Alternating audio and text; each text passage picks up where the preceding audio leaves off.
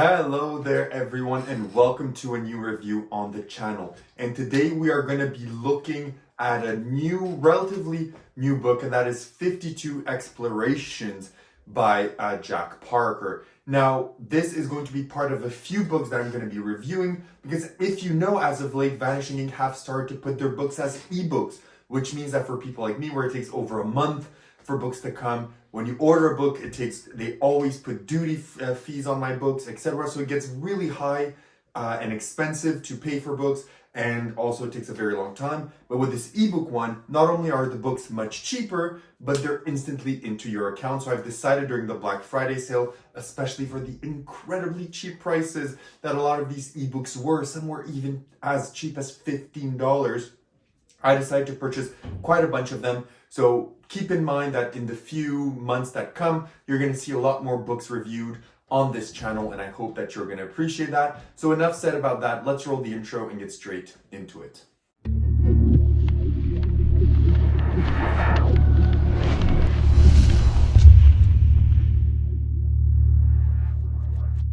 Perfect, so you decided to stick around, which means you want to learn more about 52 Explorations. So what is 52 Explorations? It's essentially a card magic book. Now, you're not going to learn any coins or any billet stuff or anything like that. You're going to learn purely card-based magic in this book. Now, this is the second volume. The first one is 52 Memories. I have bought that one, so I'll make a review on it as well, but I decided to read this one first for some reason.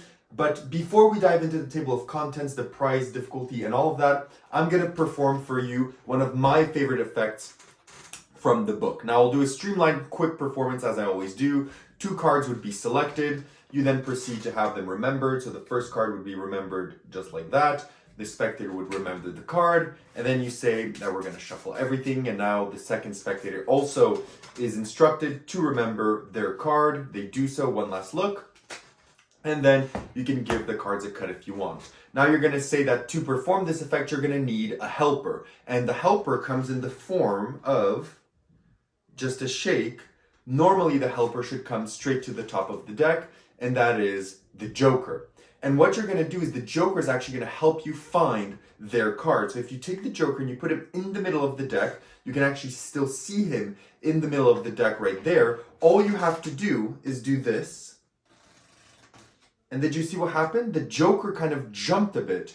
And the reason the Joker jumped is simple, because now if you take the Joker, he's turned into 2 cards. And what were your cards? They're going to say Jack of Hearts, Ace of Clubs, and you show the Jack of Hearts and the Ace of Clubs that the Joker has found their 2 cards, and you can go into any other routine that you want. So that's just one of the routines, one that I really like. It's quick, it's punchy, it's a really good opener in my opinion. But now you kind of get the type of magic that you're going to get in this book. A lot of it is very visual. A lot of it is very kind of direct. So let's unpack now where you buy this, how much does it cost, and what do you actually get. So you can buy this from Vanishing Ink or other associate retailers. It's going to cost you $60 US if you want to buy the physical book. Or like me, if you want to buy the ebook, you can buy it for $45. So that's $15 off if you want to buy the ebook. So what do you get? Well, if you buy the normal book and the ebook, the content is the same. Just if you get the ebook, you're going to get, a version that is not physical. And with the physical one, you're actually going to get a beautiful hardcover blueback book. As always, Vanishing Ink produces magnificent books. I wish, I could have them all, but now with this kind of ebook style, I kind of do, but virtually. But still, it's for the material that I wanted it. And what you're going to get is, I have screenshots here of the table of contents. So the first thing that you're going to get is, as in every book, you're going to get an introduction and kind of a foreword. Then you're going to learn profusion. So this is kind of a section using a move that you use with a small packet of cards. So one of the routines that I like is the first one actually in the book is where kings change into aces, then the jacks, or there's like multiple changes that happen. It's very fun, it's very quirky, and it ends in a beautiful kind of production on your table. So the first kind of set of moves and tricks that you're going to learn are based upon that move that you accomplish with a packet type effect. Then you're going to learn the whisker split, which is what I've performed to you with the Joker split, which is the first effect in this actual chapter of the book. This is my favorite move from the book, the routines here. There's one that's also very cool with queens, where you can split the queens into cards and whatever. It's crazy. It's all out bonkers, but you're going to learn some routines using that move. The one with the Joker is one of my favorites. I absolutely love it. What a beautiful way and a simple way with minimal sleight of hand to produce 2 cards from one. It's actually fantastic. Then you're going to learn some moves, so different moves and different routines, and a chapter card moves like Parker. Then you're gonna learn some experiments on some ideas by Malaki. So you're gonna learn some spelling tricks and additional stuff like that. Then you're gonna learn some quick type effects that you can do. So these are very, as he calls it, touch and go. So they're very quick effects that you could do and very bold effects in some nature. Then you're gonna learn kind of the chapter with the most effects that I really love. It's called A Session with Parker, and in this you're going to learn an effect called Miller Time, an effect called Buried Alive, which is fantastic, and another one called First of the First. And then you're also going to learn other effects like if you know the Revolution card, you're going to learn kind of a spin on that. You're going to learn a spin on the classic Turn the Aces plot. You're going to learn another spell trick. Then you're going to learn some effects with gimmicks. So this is a gimmick that you build at home. It's relatively simple to build, but you will have to build that gimmick in order to do it. And it's kind of like a gimmick with a window in it. It's very interesting, and the effects that you can do are very interesting. Not for my performance style, but they are very good.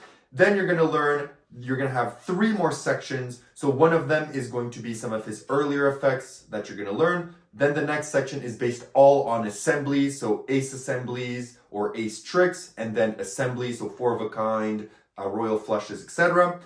And then the last one is going to be some old effects that they found that they said they've just added to the book in kind of a last minute addition. And you're going to learn through those. You're going to learn one that's very cool. It's kind of an invisible palm type effect. It's very interesting in the way that it's accomplished and the way that it's done. So as you can see, this book spans over, let me tell you exactly, over 250 pages. So it is quite a hefty book with a ton of materials. I think there's over 30 routines that you're going to learn from this book. Personally, I loved 5 of them. So 5 of them are things that I'm actually working to practice. And then I liked quite a few others, and some of them, as we're going to talk in practicality, do require a lot of setups, etc. So they're not really my style, but they're still really good effects. So now that you know exactly what you're getting, let's get into difficulty. So what is the difficulty of the routines in the book? Overall, the routines are a bit movie in some sense. And what I mean by movie is obviously not a movie, but using a lot of moves. So a lot of the routines will require some moves and some that you've probably not heard of that he is going to explain, but he never goes in excruciating detail on certain moves. So for example, if in one of the effects, it uses a turnover pass, he's not going to explain to you how to do or achieve the turnover pass. He's going to tell you use the turnover pass. He's briefly going to tell you what it is and move on. So if you're a full-on beginner, it's probably not going to be the easiest book to understand everything. But if you've been in Magic for quite a while, even with the simple explanation that he does for certain moves, you'll understand everything that you need. But for the moves like the whisker split and some moves that he kind of invented or changed, those are explained in excruciatingly good detail, and you're going to get everything that you need to know. In terms of practicality, most of the effects are achievable with a normal deck of cards. Now, some of the effects don't require setup. A bunch of the effects, so a lot, not a lot, but quite a dozen of the effects do require some setup. So whether it's a full deck setup or a half deck setup or a 15 card setup or a setup of any kind, like for the assemblies, those are 4 cards or whatever. Some of the effects require setups, which means that you're not going to be able to string them into your set, easy breezy. You're going to have to set them up, do them, and then set them up for the next table. But overall, they all use a normal deck of cards, and even the gimmickry section that uses a specific gimmick and some other ones, they're relatively easy to do. So you're going to be able, if you want to build it at home and use that gimmick or have it in your cellophane and be able to do a ton of other routines. The routines for the most part are very good on angles, on repeatability, on examinability, because most of the routines are with a normal deck. So pretty much everything except for the gimmick effects are fully examinable. So overall in practicality, it is a pretty practical book, albeit it does have quite a few setups that you will need to do for some of the effects. Now, where would you perform this magic? That's also very good, is that a lot of this magic can be performed close up, but also in parlor cabaret settings. So there's a lot of material that you can do with beautiful spreads and productions on table, but those can also be minimized in certain cases and done in the hands, which is also very nice. For example, the effect, with the chord gestures, yes, it does look better if you do it on a table and you place everything like on a big spread and everything looks nice, but you can also find a way to do it in the hands of the spectators, or you have them hold their hand and do it like that. So they are modular and adaptable, but I do think that some effects are better fine-tuned for close-up, like the one that I did with the Jokers, whereas some, like the invisible palm, obviously it's much better for seating down tabled environment.